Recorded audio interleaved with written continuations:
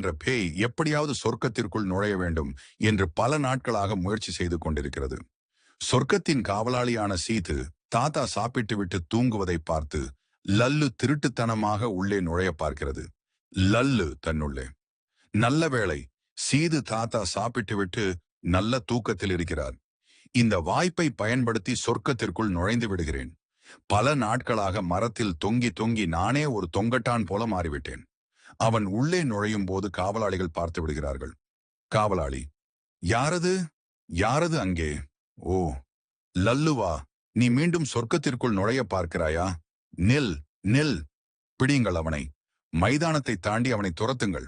லல்லு, ஐயோ அப்பா, அம்மாடி, என்னை விட்டுவிடுங்கள் சீது தாத்தா. நான் இனிமேல் வரவே மாட்டேன். ப்ளீஸ் என்னை விட்டுவிடுங்கள். அவர்கள் லல்லுவை அடித்து உதைத்து சொர்க்கத்திலிருந்து வெளியே வீசுகிறார்கள். காட்சி 2, மாற்று வழி தேடுதல். லல்லு கீழே விழுந்ததும் அவனது நண்பரான ககோ தாத்தா, மற்றொரு பேய், அங்கு வருகிறார். ககோ தாத்தா, லல்லு இப்படி பேயாக இருந்து கொண்டு சொர்க்கத்திற்கு போக வழி தேடினால் கிடைத்து விடுமா? எல்லாவற்றிற்கும் ஒரு சட்டம் ஒழுங்கு இருக்கிறதா இல்லையா? லல்லு, ஏன் தாத்தா, எல்லா சட்டத்திற்கும் ஒரு மாற்று வழி, பின்பக்க கதவு இருக்கும் அல்லவா? அதாவது ஆபீஸில் டேபிளுக்கு அடியால் லஞ்சம் கொடுப்பதே போல. ஐயோ, அவர்கள் என்னை அடித்து வீசிவிட்டார்கள். ககோ தாத்தா, நீ சொல்வது உண்மைதான். எல்லா வீதிக்கும் ஒரு மாற்று வழி இருக்கிறது. ஆனால் அது யாருக்கு தெரியும் என்றால், பண்டிட் புஜங்கநாத் சட்படா கோலாலு, பண்டிட் புஜங்கநாத் சட்படா கோலாலு என்பவருக்குத்தான் தெரியும். லல்லு, அப்பாடா, இந்த சட்படா கோலாலு என்ற பெயரை நினைவில் வைப்பதற்குள் நான் முகங்குப்புற விழுந்து விடுவேன் போலிருக்கிறதே. ககோ தாத்தா, நினைவில் வைத்துத்தான் ஆக வேண்டும் லல்லு. அவர்தான் உனக்கு சொர்க்கம் செல்வதற்கான வழியை கூற முடியும். லல்லு, சரி ககோ தாத்தா, அந்த புஜங்கநாத் எங்கே இருக்கிறார்? ககோ தாத்தா, அவர் இருக்கும் இடத்தை நான் சொல்கிறேன். ஆனால் அவரை சம்மதிக்க வைக்க வேண்டியது உன் பொறுப்பு. இன்னொன்றையும் சொல்லிவிடுகிறேன். அவர் பேய்களுக்கெல்லாம் பெரிய பண்டிதர். ஆனால் பயங்கர சோம்பேறி. உடம்பில் தீயே பற்றினாலும் திரும்பி படுக்க மாட்டார். லல்லு, பிரச்சனையே இல்லை தாத்தா. முகவரியை சொல்லுங்கள். சொர்க்கம் போக நான் வழியை கண்டுபிடித்து விடுகிறேன். காட்சி 3, சோம்பேறி பண்டிதரை சந்தித்த லல்லு அந்த சோம்பேறி பண்டிதரை தேடிச் செல்கிறான். பண்டிதர் படுத்துக்கொண்டே புத்தகம் படித்துக் கொண்டிருக்கிறார். லல்லு, சார், நீங்கள்தான் அந்த புஜங்கநாத் சட்படா கோல் ஆலுவா? பண்டிதர், இப்போது நீ யார் என்று சொல்லு. எனக்கு நேரம் மிகவும் குறைவு. எனக்கு பேசுவது பிடிக்காது. பேசுவதற்கு நிறைய உழைப்பு தேவைப்படுகிறது. லல்லு, நான் தான் லல்லு பேய்.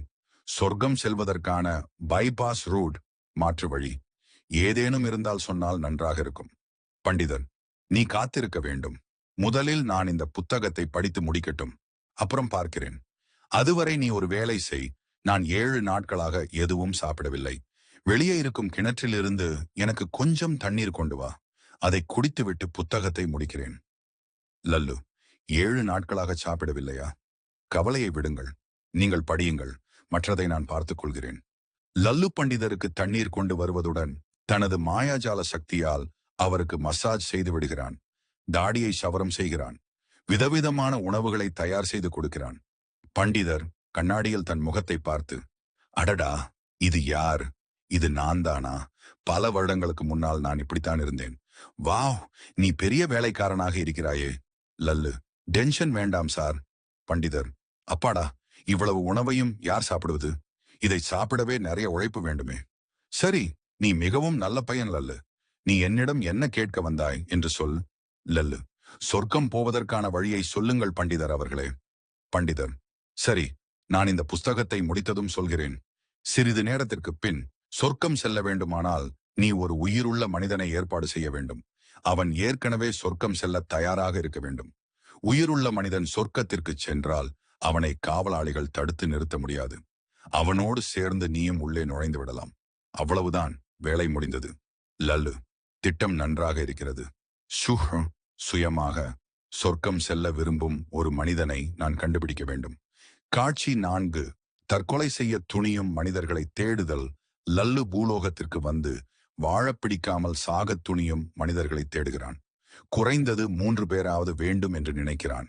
ஒருவர் கடைசி நேரத்தில் பின்வாங்கினாலும் மற்றவர்கள் உதவுவார்கள் என்பதால். நபர் 1, ஒரு கணவன் மற்றும் மனைவி சண்டை. மனைவி, உன்னால் ஒரு வேலையும் ஒழுங்காக செய்ய முடியாது. பெரிய பெரிய பேச்சு மட்டும் பேசுகிறாய். உனக்கு வெட்கமாக இல்லையா என்று சொல்லி வீட்டின் பொருட்களை எடுத்து அவன் மீது வீசுகிறாள். கணவன், பொருட்களை இப்படியா வீசி அடிப்பாய்? மனைவி, மீண்டும் அடிப்பேன். கணவன், அப்பாடா, எனக்கு இனிமேல் வாழவே பிடிக்கவில்லை. இவனை லல்லு குறித்துக் கொள்கிறான். நபர் 2 மற்றும் நபர் 3 ஒரு காதலன் மற்றும் காதலி. காதலன், நீ ஏன் என்னை நிராகரிக்கிறாய்? என்னிடம் என்ன குறை இருக்கிறது? காதலி, நீ மிகவும் நல்லவனாக இருக்கிறாய். எனக்கு கொஞ்சம் கெட்ட பையனைத்தான் பேட் பாய் பிடிக்கும். காதலன், அட, நான் காலை 5:30 மணிக்குத்தான் வீட்டிற்கு வருகிறேன். என்னை விட கெட்டவன் யார் இருக்க முடியும்? காதலி, நான் உன்னை சோதித்தேன். எனக்கு நல்ல பையனைத்தான் பிடிக்கும். காதலன், நான் ஏன் 5:30 மணிக்கு வருகிறேன் தெரியுமா? கோயிலில் பூஜை முடித்துவிட்டு வருகிறேன். காதலி, பார்த்தாயா, மாட்டிக்கொண்டாய். எனக்கு நிஜமாகவே கெட்ட பையனைத்தான் பிடிக்கும். காதன், இல்லை இல்லை, நான் கோயிலில் செருப்பு திருடும் திருடன். காதலி, ஐயோ, எனக்கு நல்ல பையனைத்தான் பிடிக்கும் ஜானு.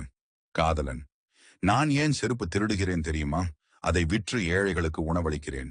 காதலி, எனக்கு இதெல்லாம் பிடிக்காது, என்னால் முடியாது. காதலன், நான் செத்துவிட்டால் உனக்கு நிம்மதியா என்று அழுது கொண்டு தண்டவாளத்தில் குதிக்கப் போகிறான். லல்லு அவனிடம் பேசி அவனையும் அவனது காதலியையும் மற்றும் அந்த கணவனையும் சேர்த்து 3 பேரை தயார் செய்கிறான். காட்சி 5. சொர்க்கத்திற்கான பயணம் மற்றும் மனிதர்களின் பேராசை. 3 மனிதர்களும் சொர்க்கத்திற்கு எப்படி போவது என்று கேட்கிறார்கள். லல்லு தன்னிடம் உள்ள ஒரு மாயாஜால எண்ணெய் ஆயில் மூலமாக அவர்களை ஆகாயத்தில் பறக்கச் செய்து சொர்க்கத்தின் நுழைவாயிலுக்கு அழைத்து வருகிறான். அவர்கள் செல்லும் வழியில் தங்கம் மற்றும் வைரங்கள் நிறைந்த பாதையை கடக்கிறார்கள். கணவன், நபர் 1, அப்பாடா, இந்த எண்ணெயில் இவ்வளவு சக்தி இருக்கிறதா? மனிதன் எதையும் செய்யலாம்.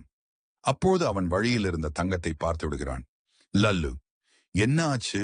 சொர்க்கத்திற்கு வரவில்லையா? கணவன், எனக்கு சொர்க்கம் வேண்டாம்.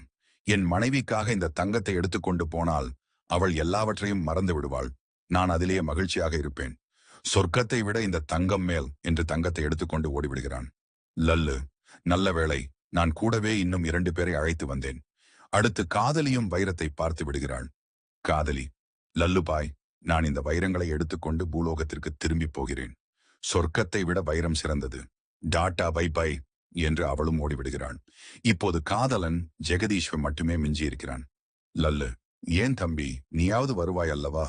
காதலன் ஜெகதீஷ், நான் வாக்கு கொடுத்துள்ளேன். கண்டிப்பாக சொர்க்கத்திற்கு வருவேன். எனக்கு சொர்க்கம் போக வேண்டும். காட்சி 6. சொர்க்கத்தின் வாசல் மற்றும் இறுதி திருப்பம். லல்லு அந்த மனிதனுடன் சொர்க்கத்தின் வாசலுக்கு வருகிறான். காவலாளி சீது தாத்தா அதிர்ச்சி அடைகிறார். சீது தாத்தா தன்னுள்ளே, லல்லு எப்படியோ ஒரு பின்வழி பாதையை கண்டுபிடிப்பான் என்று எனக்கு தெரியும். இப்போது ஒரு உயிருள்ள மனிதன் சொர்க்கத்திற்குள் நுழையும் போது என்னால் தடுக்க முடியாது. லல்லு, அப்படியென்றால் நானும் உள்ளே நுழையலாம் அல்லவா? சீது தாத்தா, நீ உள்ளே வரலாம் லல்லு, ஆனால் கணக்கு வழக்கில் ஏதேனும் தப்பு நடந்தால் எங்கள் வேலை போய்விடும். உபாயமாக, தம்பி, உன்னுடைய உடலில் நிறைய பாவங்கள் ஒட்டியிருக்கின்றன. நீ முதலில் அந்த புனித கால்வாயில் ஆற்றில் போய் மூழ்கி குளித்துவிட்டு வா. அந்த மனிதனும் ஆற்றில் இறங்கி குளிக்கிறான். காதலன், இந்த ஆற்றில் குளிப்பதால் எனக்கு என்ன லாபம்? சீது தாத்தா, என்ன லாபமா? நீ இப்போது அமர், சிரஞ்சீவி, மரணமில்லாதவன் ஆகிவிட்டாய். காதலன், என்னது? என் பெயர் ஜெகதீஷ். அமர் என்பது என் அப்பாவின் பெயர்.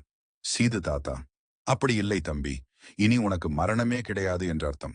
சரி, உனக்கு சொர்க்கத்தில் டபுள் பெட்ரூம் அறை தரட்டுமா? காதலன், எனக்கு எதுவும் வேண்டாம். நான் சொர்க்கத்திற்கு வரவில்லை. லல்லு, ஏன் வரமாட்டாய்? காதலன், அட, எனக்கு மரணமே இல்லை என்று ஆன பின்பு நான் ஏன் சொர்க்கத்தில் கிடக்க வேண்டும்?